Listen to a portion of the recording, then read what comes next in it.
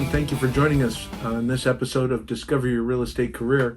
Today we're going to talk about, spend a little bit of time on the listing agreement through the California Association of Realtors and ZIP forms, and that's usually the form that most realtors will use. And we're going to go specifically to paragraph 10, which talks about broker and seller duties, and we're going to talk about the confidentiality of offers coming in and how those would apply to agents when they're asking the listing agent, hey, have you got any other offers on that property? What? Yes, no, how much are they, and whether or not that's appropriate.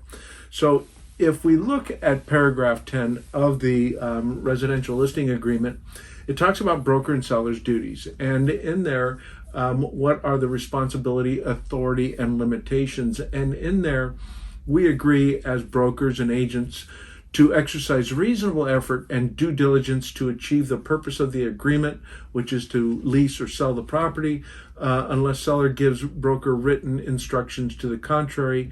We, brokerage community, is authorized but not required to, order all the reports and do all those things. But what we can do, it says here in subparagraph III, is disclose to any real estate licensee making an inquiry the receipt of any offers on the property and the offering price of such offers. So, interesting topic. There's a little myth out there, or a lot of myths out there, but one of the myths is that you can't disclose how many other offers you got and what the prices are on those offers. And depending on how the market's going, whether it's going up or down or sideways, you may want to rethink that little strategy based on the listing agreement, which gives us the authority to disclose that information. Agents representing buyers need to understand that as well, that their offers can be disclosed to other agents making inquiries, and really saying, hey, have you got any other offers on the property? Now, is a listing agent required to give that information? No, they're not required to give the information, but they have the authority to give that information depending on what their strategy is as a listing agent. So when a buying agent representing a buyer makes the inquiry and the listing agent says, no, I'm not going to give you that information, they're within their rights to do so.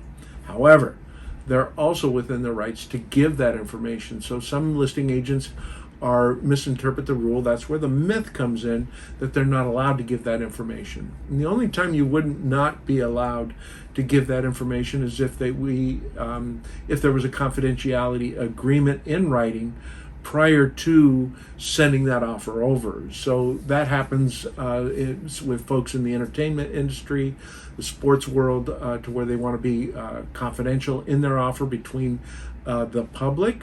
And so they will ask all parties to sign a confidentiality agreement before any offer or negotiations begin. Now that would, of course, usurp any other of the contract there, because everybody signed a confidentiality agreement. However, barring that, with no confidentiality agreement, listing agents have the right to disclose how much the offer is and how many other offers they've got. Great strategy, by the way, in an appreciating or quick moving market such as we're in today. So, a lot of folks, it's got your properties listed, and that doesn't mean, the property can be listed at $850, and, it's not uncommon to see offers coming in over, at $100,000 over that in this market today. However, on the same token, it does absolutely no service and is in fact a violation of MLS rules and regulations to really come in and use an underpriced listing as a strategy for creating a buzz, and there's a percentage in there that is applicable for that. So don't make that a strategy to where you're coming in low. You want to price it well and let the market do the rest. I hope this helps you. If you got any questions, don't hesitate, and charge on.